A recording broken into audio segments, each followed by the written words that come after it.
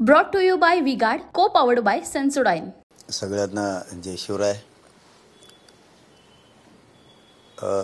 तब्येत माझी आता बरी आहे. त्रास जाणवतोय आणखी 2-3 दिवस आराम करावाच लागणार आहे, डॉक्टरने सांगितलेच. आणि शरीरात खूप त्रास होतोय. काल परवाच्याला नगद नारायणगडावरती उन्हात पाणी झाली, तिथं खूप फिरणं झालं 900 एकरमध्ये. त्यानंतर बीड जिल्ह्याचा दौरा, परभणीचा दौरा, हिंगोली आणि त्यानंतर जालना जिल्ह्याचा दौरा सलग झाला आणि खूपच अति शरीरात त्रास झाला. त्यामुळं काल दौरा सुरू होता गेवराई तालुक्यातल्या बोरगाव इथं. अचानक घाम यायला लागला, जसं अंग थरथर कापायला लागलं. काय व्हायला काहीच कळत नव्हतं. त्यामुळं मग कालचे दौरे रद्द करून संभाजीनगरला गॅलेक्सीमध्ये ॲडमिट झालं. आता तब्येत बरी का, काळजी करायची गरज नाही. माझ्या बांधवांना सांगणं गरजेचं होतं, ते सांगितलं. देखिए, उनका काम है अफवाह से गर्मी बढ़ाना और हमारा काम है माहौल को ठंडा रखना. हमारा नेता कैसा हो, जो माहौल को रखे ठंडा वैसा हो. अब की बार वी गॉट एयर कूलर का चमत्कार. आणि आता 5व्या टप्प्यातसुद्धा निवडणूक आहे. या 5व्या टप्प्यातल्या निवडणुकीत आणि इथून पाठीमागे झालेल्या टप्प्यातही मी किंवा माझ्या समाजानं कोणालाही पाठिंबा दिलेला नाही. महाविकास आघाडी असो किंवा महायुती असो किंवा अपक्ष असो किंवा कोणी कुठले असू द्या, कुठले दुसरे धरा तुम्ही, वंचित असतील, सगळेच, कोणालाही आम्ही पाठिंबा दिलेला नाही. समाजाच्या खांद्यावर जबाबदारी. समाजानं ज्याला सहकार्याचं त्याला सहकार्य करावं, म्हणजे कोणालाच नाही. नाशिक जिल्ह्यातसुद्धा काही ठिकाणी असं पोस्ट फिरल्यात की मी पाठिंबा दिला. मी कोणालाच पाठिंबा दिलेला नाही किंवा माझ्या समाजानं पण नाही. समाजाला जे करायचं ते त्यांनी करावं. फक्त आपल्या समाजात फूट नको हे सगळ्या बांधवांनी लक्षात घ्यावं. आपण टिकून राहायचं. ही निवडणूक येत असती जात असती, कुठेही काहीही होऊ नये, नाराजा होऊ देऊ नका, ही माझी समाजाला विनंती आहे. कारण दुसरा निवडून येऊन जाईल, आपल्यात नाराजी नको. म्हणजे नाशिक जिल्ह्याविषयी पण आणि सगळ्याच जिल्ह्याविषयी पण सांगतो आहे की आपण कोणालाच पाठिंबा दिला नाही. सगळे बांधव आपले. त्यामुळं मी या निवडणुकीतून बाहेर असल्यामुळं ना माझ्या समाजाने कोणाला दिला आहे ना मी कोणाला पाठिंबा दिलेला आहे. कुठंच दिलेला नाही आहे, हे स्पष्टपणानं सांगतो. हे सगळ्यांना समजून घ्यावं. पण ही 5व्या टप्प्यातली निवडणूक हे मायबाप मराठा समाजाने भावनिक होऊ नका, हे माझं तुम्हाला विनंतीपूर्वक सांगणं आहे. मराठा समाजाला भावनिक होऊ नका. हे 4 दिवस येतील, चपलासकट पाय पडतील, पुन्हा विसरून जातील.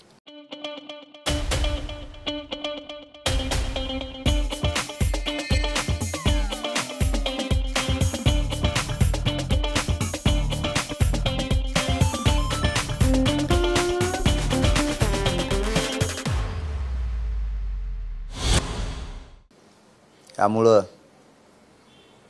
आपल्या लेकरांच्या बाजूनं राहा. आपल्या लेकराच्या आरक्षणाची बाजू कोण बोलतं आहे? सगळ्या स्वऱ्यांची अंमलबजावणी मराठा आणि कुणबी एकच आहे, हा कायदा पारित करतो आहे. त्याच्यासाठी आपण सगळ्यांनी लक्ष देणं गरजेचं आहे. मग मुंबईपासून, पालघरपासून, ठाण्यापर्यंत, तिथपासून तर धुळेपर्यंत, नाशिकपर्यंत सगळ्या 5व्या टप्प्यातल्या असणाऱ्या मराठा समाजाला सांगतो, लेकरं डोळ्यासमोर ठेवा. आपल्या लेकराला शिक्षणात अडचण यायला लागली, नोकरीत अडचणी यायला लागली, रोजगार मिळाला नाही, आपल्या लेकरांना नोकऱ्या मिळत नाही आहेत. 4 दिवस भावनिक होऊन कोणाच्याही मागं पळू नका. आपल्या लेकरं डोळ्यासमोर ठेवा. शहरी भागातल्या मराठा बांधवांनाही जाहीरपणानं सांगतो, आयुष्यभर तुम्ही कष्ट करून लेकरं शिकवले तुमचे, त्या लेकरांना न्याय मिळाला पाहिजे. आरक्षणाशिवाय पर्याय नाही. आपल्या लेकरांना न्याय कसा मिळेल याच्यासाठी एकतर्फी एका ताकदीनं उभे राहा. तुम्हाला ज्याला निवडून आणायचं त्याला आणा, तुम्हाला ज्याला पाडायचं त्याला पाडा, पण ह्यावेळेस एक जीवानं स्वतःचे लेकरं डोळ्यासमोर ठेवून लेकराचा अन्याय विसरू नका, आपल्याला झालेला त्रास विसरू नका. आणि ज्याला पाडायचं आहे त्याला पाडा, ज्याला निवडून आणायचं त्याला पाडा, पण इतकं ताकदीनं यावेळेस 5व्या टप्प्यातलेही सगळ्यांकडे बारके लक्ष ठेवून ताकदीनं सगळ्यांना पाडा, ही माझी विनंती आहे. कारण लेकरं उघडे पडू देऊ नका. हे 4 दिवस येतील, पाय पडतील, त्यांची एकदा निवडणूक झाली की पुन्हा ती विसरून जातील. आपल्याला कोणी विचारणार नाही. एकजूट दाखवा, मतात ताकद मराठ्यांनी दाखवा, ही सगळ्यांना माझी विनंती. झिंझिण्यांपासून त्वरित आराम मिळवा. सेन्सोडाईन रॅपिड रिलीफ बरोबर. काल जाहीर झालेल्या नारायणगडावर जी तुम्ही सभा घेणार होता ती स्थगित करण्यात आलेली आहे, रद्द करण्यात आली. काय नेमकं कारण आहे?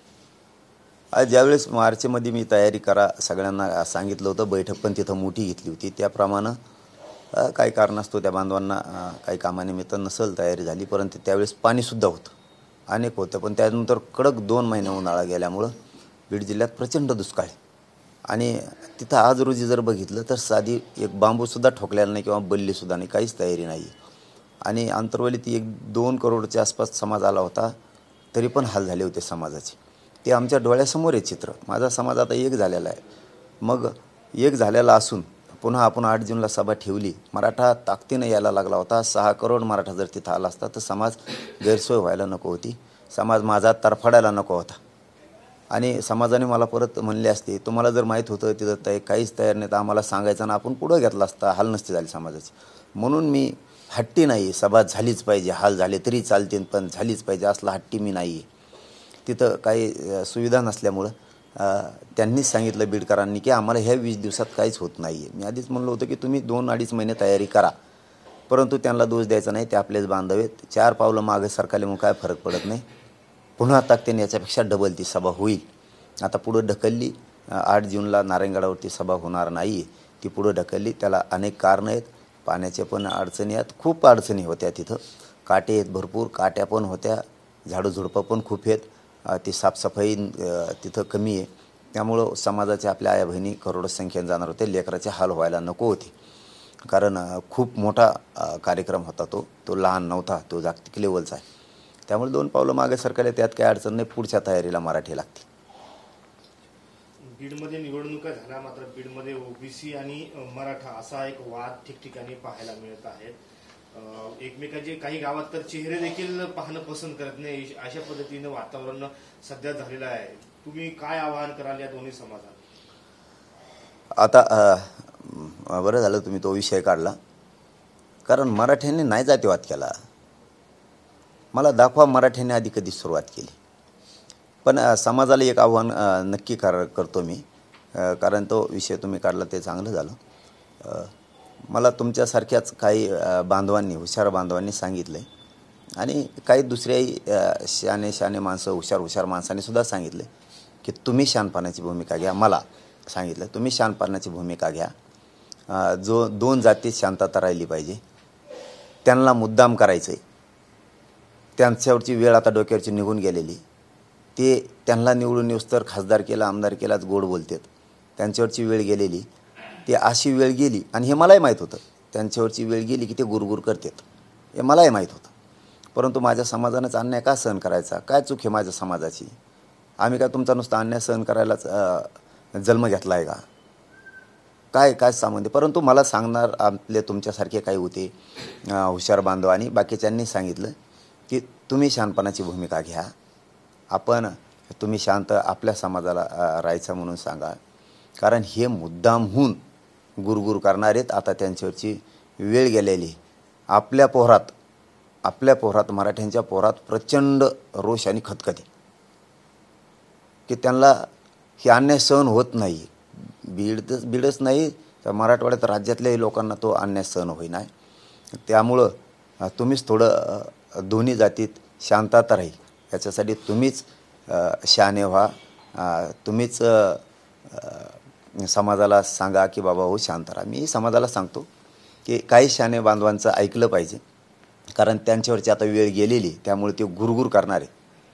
मराठा समाजावरती कोण अन्याय करतोय, कसा करतोय, कशाच्या माध्यमातून करतोय, प्रत्यक्ष जाणून बुजून मराठ्यांना खवळून घेतात का, मराठ्यांना छळ करतात का, मराठ्यांना जाणून बुजून त्रास देतात का, हे मुद्दाम होऊन मी मराठा समाजाला सांगतोय.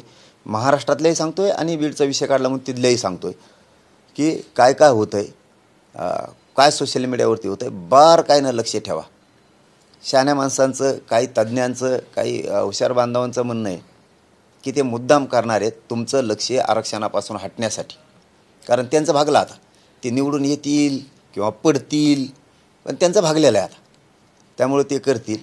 तर माझीच मराठा समाजाला विनंती, आजपासून 1 महिनाभर बारकाईनं लक्ष ठेवा. कोण काय करतंय, कोण काय नाही करत, कोण जाणून बुजून करतंय, त्याचे सगळं बारकाईनं लक्ष ठेवून ते लिहून ठेवलं तरी चालतं. कोण कोण आहेत, कोण कोणाला कशी फूस देतं आहे, काय करतं आहे, सोशल मीडियावर काय, नेता काय बोलतो आहे, आता त्याचं भागून गेल्यामुळं नेते काय बोलते, त्यांचे कोण कोण असतील ते बारकाईनं लक्ष ठेवा.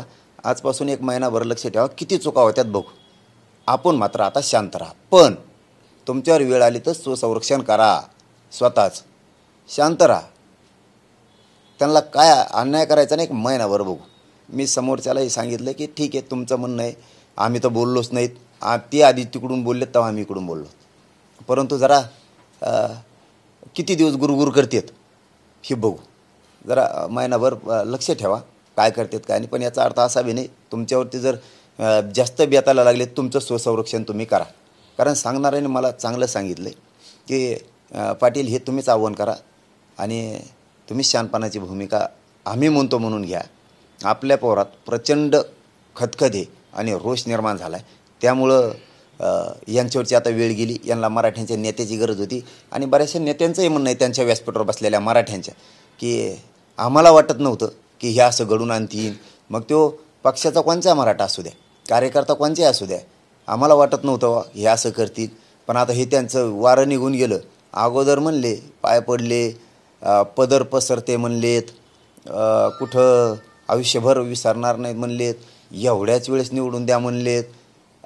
आता आम्हाला पश्चाताप असा व्हायला लागला आहे की त्यांच्याच व्यासपीठावर चढणाऱ्या मराठ्यांचं म्हणणं, कारण माझ्या पोटात नाही राहत काही, मी जे खरं आहे ते सांगत असतो, की ही चूक झाली का काय असं लय वाटायला लागलं आहे. आम्हाला काय माहीत होतं की ही वेळ झाल्यावर असं करते.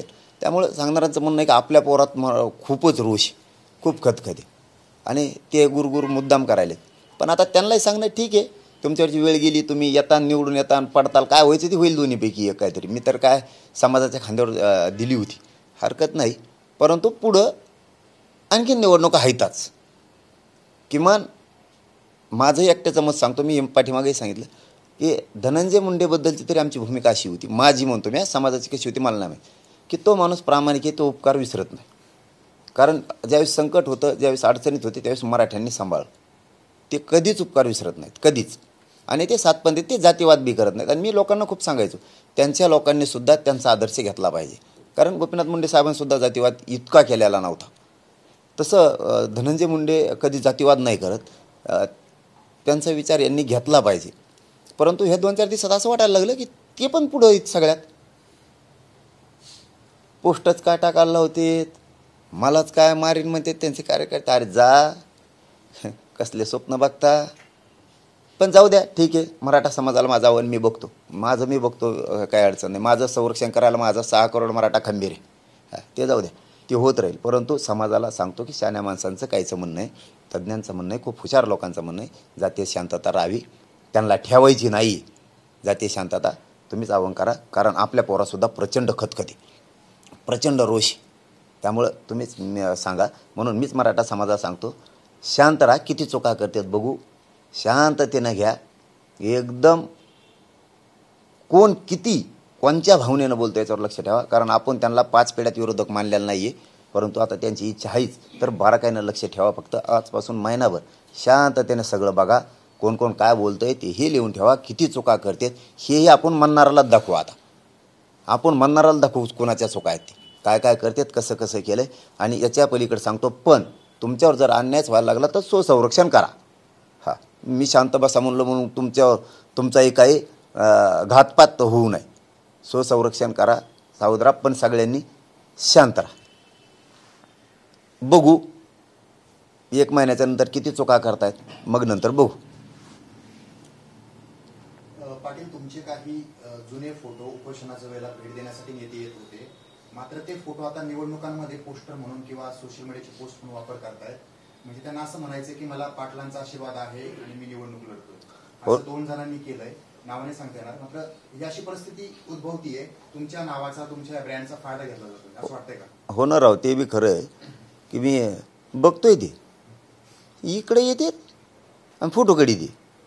मला काय माहीत असतं राव, मी आपलं माझी काय चूक आहे पाठवून हात फिरविणं, काय समाजाचं काम करतोय म्हणल्यावर ते माझ्या डोक्याला वेगळाच खुराक झाला आहे. ते बरं, मराठा समाजाने समजून घेणं गरजेचं आहे. मी गोरगरीब मराठ्यांची लढाई लढतो, कशाला गोरगरिबाचं भाव वाटोळं करता तुमच्या स्वार्थासाठी, तुम्हाला निवडून येण्यासाठी कशाला करता? समाज आरक्षण मागतोय त्या बाजूनं कशाला उगाच तुमच्या एक दिवसाच्या स्वार्थासाठी एवढ्या मोठ्या जातीचं वाटोळं करता? तुम्हाला आनंद नाही का रे? आपली जात लय दिसानी एक आली, लय शतकानंतर आपल्या जातीला आरक्षण मिळालं, लय शतकानंतर मराठ्यांचं मतात सुद्धा रूपांतर झालं एकीचं, हे आनंद नाही का रे? कोणतरी एकासाठी एवढं तर पडताय, थांबा ना जरा, एवढी काय गडबड आहे? थांबा ना थोडं, पुढं लढू ना. पुढं लोकसभेत आपला विषय आरक्षणाचा, लोकसभेत नाहीच राज्यात. हे नाशिकला पण ती एक घटना झाली, बाकीकडचं मला माहीत नाही, पण ते क्लिअर करतो. ते लगेच सांगतो ना.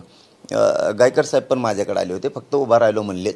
मी प्रामाणिकपणा सांगणार आहे आणि ते म्हणले तुम्हाला अडचणीत मी आणणार नाही किंवा तुम्ही मला पाठिंबा द्यावा किंवा, आणि म्हणलं मी देऊ बी शकत नाही, कारण समाजाच्या खांद्यावर जबाबदारी मी देऊ शकत नाही. मग गायकर साहेब असतील किंवा बनकर साहेब असतील, यांनी दोघांनी समजून घेणं खूप गरजेचं आहे की आपला समाज खूप एकत्र लय दिवसाचा आला आहे. समाजाच्या खांद्यावरती जबाबदारी, माझा पाठिंबा कोणालाच नाही आहे, कोणालाच, आणि माझ्या समाजाचा पण नाही. हां, तुम्ही समाजाच्या खांद्यावर जबाबदारी आहे, तुम्ही समाजाला बोला समाजाच्या खांद्यावरती, पण उगाच विनाकारण खोटे मेसेज टाकून किंवा काय करून का संपवता एका माणसासाठी आपल्या जातीला?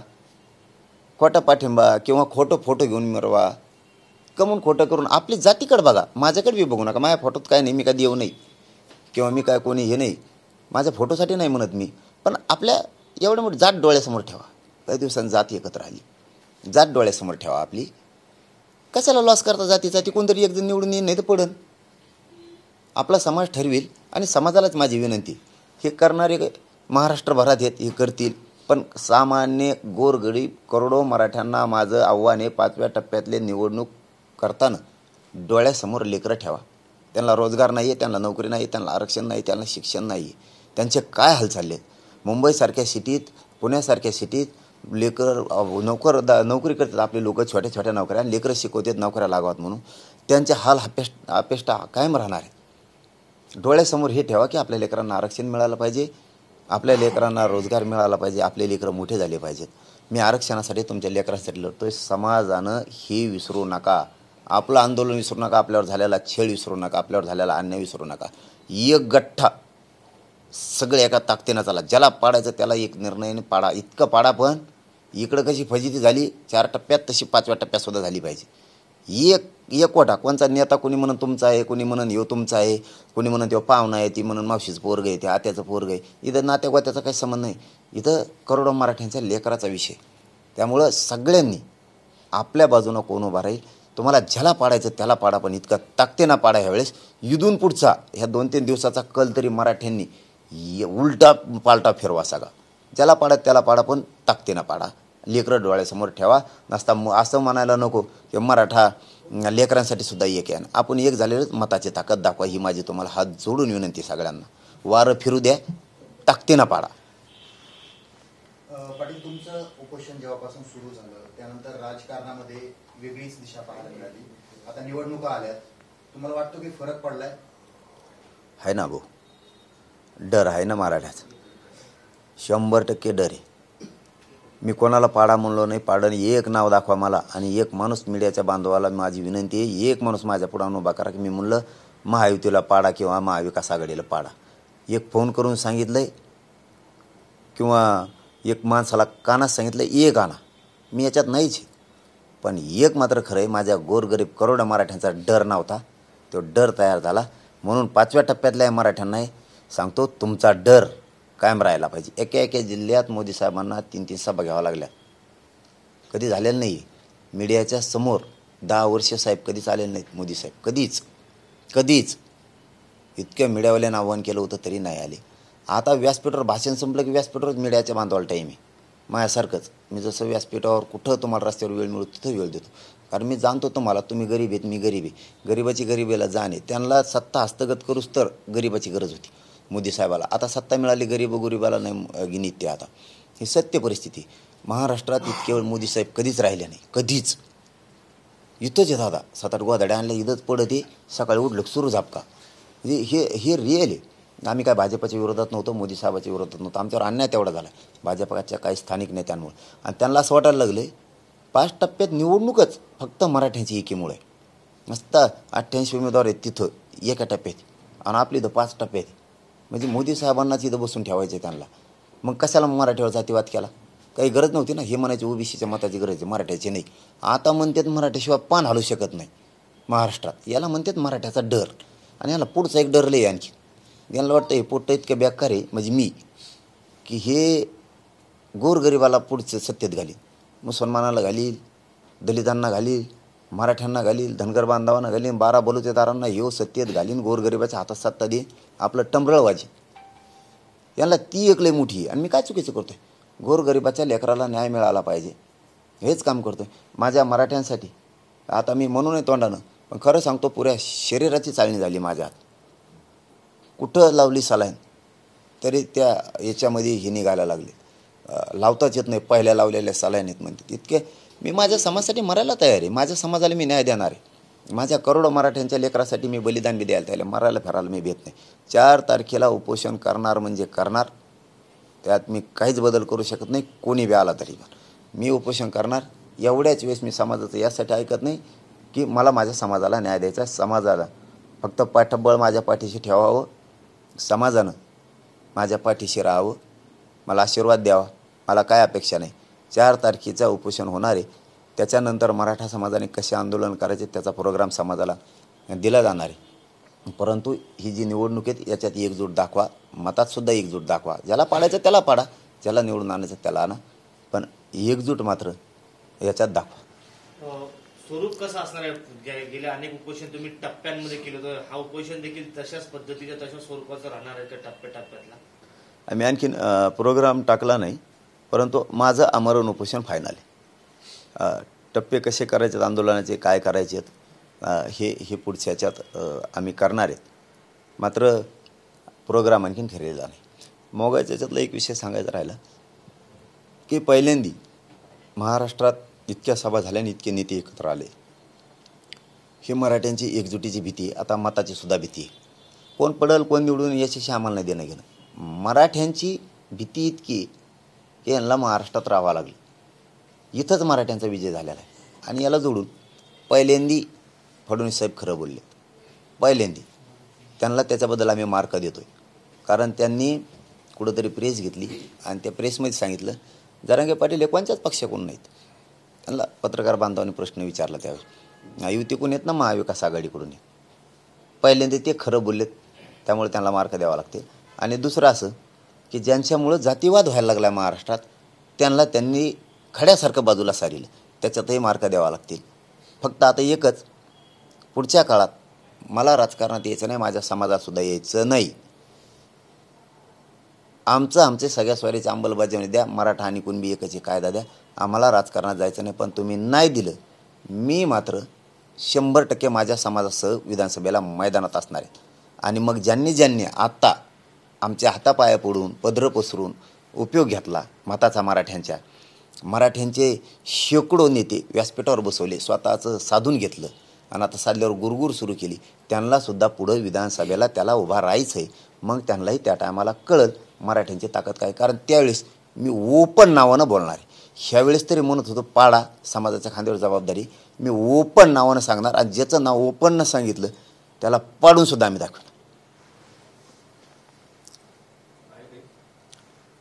चलो, धन्यवाद भाऊ. Brought to you by V-Guard, co-powered by Sensodyne.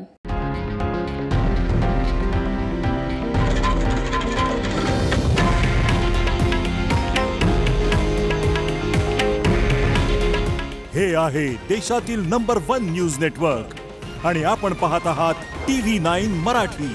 काळजी तुमची, हित महाराष्ट्राचं.